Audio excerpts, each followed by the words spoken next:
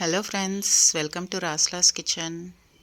ఈరోజు మనం ఎంతో టేస్టీగా క్రిస్పీగా క్యాబేజ్ పకోడీ ఎలా చేయాలో చూద్దాం ఫ్రెండ్స్.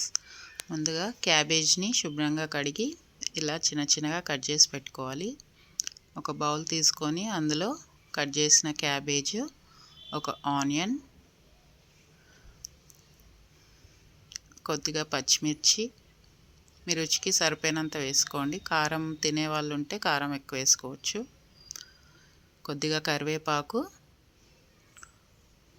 కొద్దిగా కొత్తిమీర, సాల్ట్, ఒక 1 టేబుల్ స్పూన్ కారం, కొద్దిగా గరం మసాలా, చిటికెడు అల్లం వెల్లుల్లి పేస్ట్, కొద్దిగా వాము, ఇవన్నీ వేసి బాగా క్యాబేజ్, ఆనియన్స్ ఇవన్నీ మసాలా అంతా పట్టేలా ముందుగా కలుపుకొని పెట్టుకోవాలి.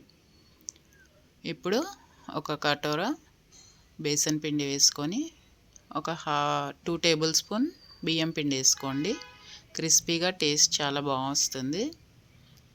ఒకసారి ట్రై చేయండి ఫ్రెండ్స్. ఇప్పుడు వర్షాకాలం వేడివేడిగా ఏదో ఒక తినాల్సిందే కదా. ఇలా రెగ్యులర్గా చేసుకునే మిర్చి బజ్జీలు కాకుండా ఇలా క్యాబేజీ పకోడీ, క్యాబేజీ వడలు కూడా చేసుకోవచ్చు. దీంతో పకోడీలా కూడా వేసుకోవచ్చు. ఇప్పుడు మనకి క్యాబేజీలో మాయిస్ట్ ఉంటుంది కాబట్టి వాటర్ అవసరం ఉంటేనే యాడ్ చేసుకోండి. నాకు కొద్దిగా వాటర్ పట్టింది. ఇలా ముద్దలా వచ్చేలా చేసుకొని కొద్దిసేపు పక్కకు పెట్టుకోవాలి. ఇప్పుడు డీప్ ఫ్రైకి ఆయిల్ పెట్టుకొని ముందుగా కొద్దిగా వేసి చూసుకోండి ఆయిల్ కాగిందా లేదా.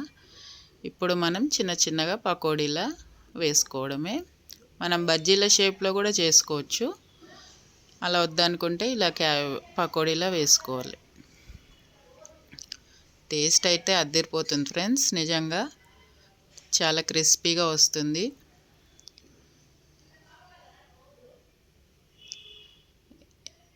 ఇలా రెండు వైపులా తిప్పుతూ, వేయగానే తిప్పకండి ఫ్రెండ్స్, అది పిండి అంతా ఇట్లా ఊడిపోయినట్టు అవుతుంది. మనం ఇలా వేసిన ఒక 2 సెకండ్లకి ఇలా తిప్పుతూ వేస్తే, కొంచెం మీడియం ఫ్లేమ్లో పెట్టండి. ఇలా బ్రౌనిష్ కలర్ వచ్చే వరకు వేయించి పక్కకు తీసుకోవడమే. ఇలా మిగిలిన బ్యాటర్ కూడా వేసుకొని ఫ్రై చేసుకోండి. చాలా అంటే చాలా టేస్టీగా ఉంది క్యాబేజ్ పకోడీ.